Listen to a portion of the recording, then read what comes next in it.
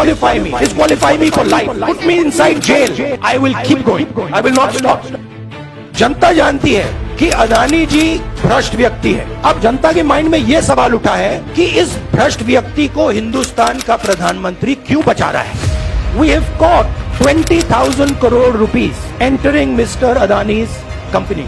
Nobody knows whose money that is. That money cannot be Mr. Adani's money. All this OBC, disqualification, anti-national, all this is to distract from the panic that the Prime Minister is feeling, that his relationship with Mr. Adani is going to be exposed. Let me tell you, that relationship is going to be exposed. Nobody is going to stop that. मैं सच्चाई बोलता हूँ, राजनीति में ये fashionable बात नहीं है, मगर ये बात मेरे खून में है। मैं और कोई रास्ता निकाल ही नहीं सकता हूँ। तो मेरा काम ये है, ये मेरी तपस्या है, जीवन की तपस्या है। इस देश ने मुझे सब कुछ दिया है, प्यार दिया है, इज्जत दी है, इसलिए मैं ये करता हूँ।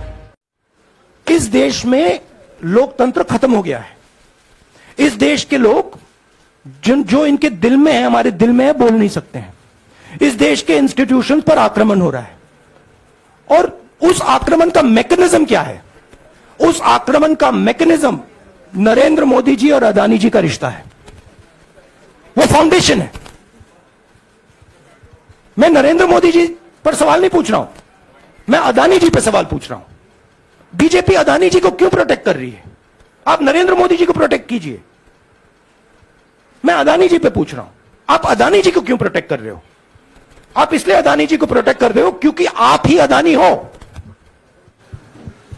आप सबसे काफी बार बोला है कि हिंदुस्तान में लोकतंत्र पर आक्रमण हो रहा है, और इसका हमको हर रोज नए नए उदाहरण मिल रहे हैं।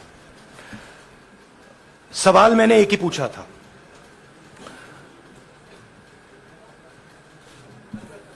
फाउंडेशन पे जाता हूं। अदानी जी की शेल कंपनीज हैं, अदानी जी की शेल कंपनीज हैं, उसमें 20,000 करोड़ रुपया किसी ने इन्वेस्ट किया।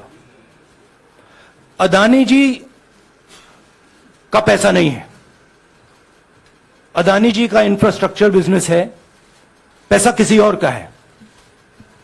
सवाल यह है, ये जो 20,000 करोड़ रुपए हैं, ये किसके हैं? यह सवाल मैंने पूछा। मैंने पार्लियामेंट हाउस में प्रूफ देके, जो मीडिया रिपोर्ट से मैंने निकाला, अदानी जी और नरेंद्र मोदी जी के रिश्ते के बारे में डिटेल में बोला। रिश्ता नया नहीं है, रिश्ता पुराना है।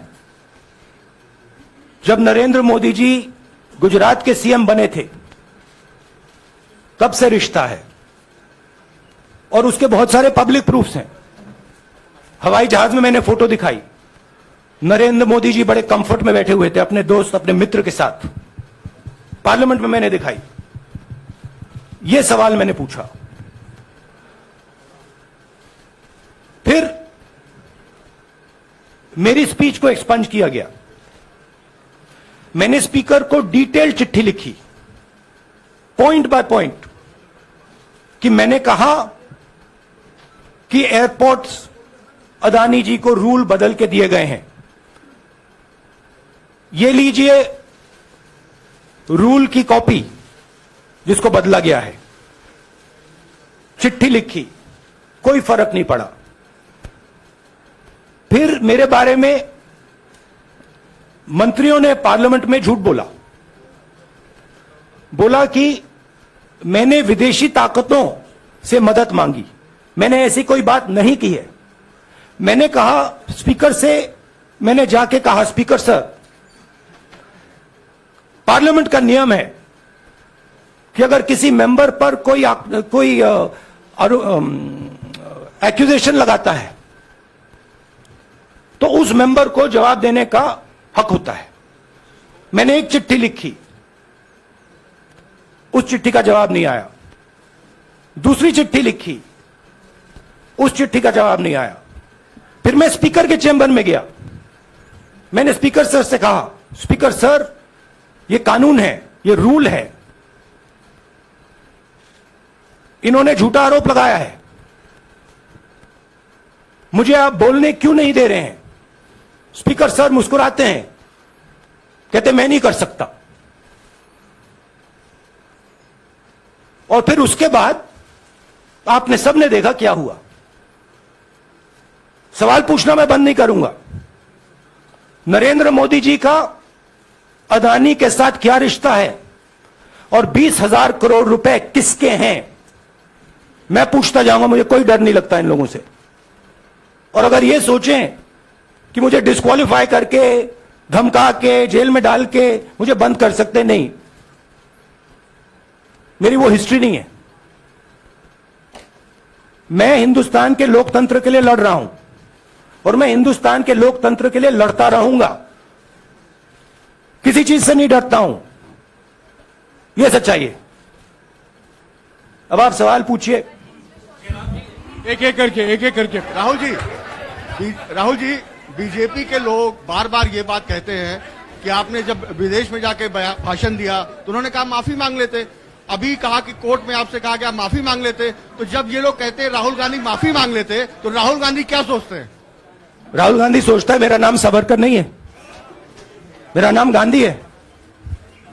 गांधी किसी से माफी नहीं मांगता। और मैंने कहा, पार्लियामेंट हाउस में कहा कि भैया मुझे बोलने दीजिए ना, एक बार तो बोलने दीजिए। 2 बार चिट्ठी लिखी, तीसरी बार मैं पर्सनली स्पीकर से जाके कहता हूं, स्पीकर सर प्लीज, आप डेमोक्रेसी के लोकतंत्र के आप प्रोटेक्टर हैं, मुझे बोलने दीजिए। मुस्कुरा के कहते हैं भैया मैं तो नहीं कर सकता। आप नहीं कर सकते तो कौन कर सकता है? शायद मुझे जाके मोदी जी से पूछना पड़े, वो तो करने नहीं देंगे। वो मेरा सवाल यह है कि आप शहीदों के परिवार से आते हैं, आपकी दादी भी डिस्क्वालीफाई हुई, जनता के बीच गई, आप सत्ता में वापस आए। आज के दौर में राहुल गांधी भी डिस्क्वालीफाई हो गए हैं क्योंकि तमाम आपने इश्यूज को उठाया, चीन के इश्यूज को उठाया। क्या राहुल गांधी भी जनता के बीच में जाएंगे और वही वापसी फिर से करेंगे? राहुल गांधी भारत जोड़ो यात्रा में 4.5 महीने जनता के बीच में रहेंगे और वो मेरा काम है, वो मैं करता जाऊंगा। आज के हिंदुस्तान में जो पहले राजनीतिक पार्टियों को सपोर्ट मिलती थी, मीडिया से मिलती थी, बाकी इंस्टीट्यूशन से मिलती थी, वो नहीं मिलती है। तो ऑपोजिशन की पार्टीज को एक ही रास्ता है, जनता के बीच में जाने का। हाँ जी अनवर। सर, भारतीय जनता पार्टी ने आप पर ओबीसी समुदाय के अपमान का आरोप लगाया है, इस पर आप क्या जवाब देना चाहेंगे भारतीय जनता पार्टी को? मैं पिछले भारत जोड़ो यात्रा में, आप मेरी कोई भी स्पीच देख लीजिए, मैं वहां कह रहा हूं सब समाज एक हैं, सबको एक साथ चलना चाहिए, भाईचारा होना चाहिए, नफरत नहीं होनी चाहिए, हिंसा नहीं होनी चाहिए। तो मेरी पोजीशन बिल्कुल क्लियर है।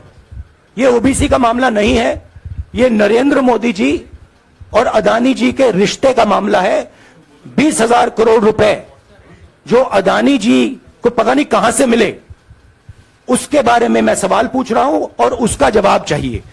बीजेपी ध्यान को भड़काने की कोशिश करती है, कभी ओबीसी की बात करेगी, कभी विदेश की बात करेगी, कभी कुछ और बात करेगी, कभी डिस्क्वालिफिकेशन की बात करेगी, मगर सवाल यही है 20,000 करोड़ रुपए, $3 बिलियन किसका था?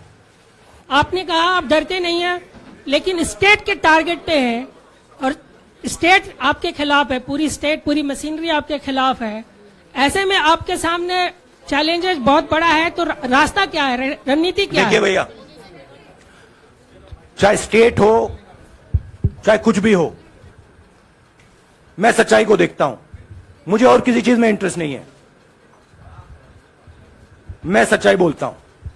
राजनीति में यह फैशनेबल बात नहीं है, मगर यह बात मेरे खून में है, मैं और कोई रास्ता निकाल ही नहीं सकता हूं। तो मेरा काम यह है, यह मेरी तपस्या है, जीवन की तपस्या है, उसको मैं करता जाऊंगा। चाहे मुझे डिस्क्वालीफाई करें, मारे पीटे, जेल में डाले, मुझे कोई फर्क नहीं पड़ता, मुझे अपनी तपस्या करनी है। राहुल जी, पूरी कांग्रेस पार्टी, सर पूरी कांग्रेस पार्टी ये कह रही है कि आप चाहे वो गुजरात की कोर्ट ने आपको सजा सुनाई या आपका निलंबन हुआ, ये सब कुछ केंद्र सरकार, प्रधानमंत्री के इशारे पर हो रहा है। लेकिन बीजेपी कह रही है कि कानून ने अपना काम किया है। तो जो ये दलील है कि कानून ने आपको सजा दी है और उसी की वजह से आपका निलंबन भी हुआ है, इस पर आप क्या देखिए, कहेंगे? आपको लगता है कि लीगल PM के मैटर इशारे है, पर ये हुआ है। लीगल मैटर है। मैं हिंदुस्तान के लीगल सिस्टम को रिस्पेक्ट करता हूं। मैं लीगल मैटर पे इस प्रेस कॉन्फ्रेंस में बात नहीं करना चाहता हूं। लोकतंत्र को समझिए।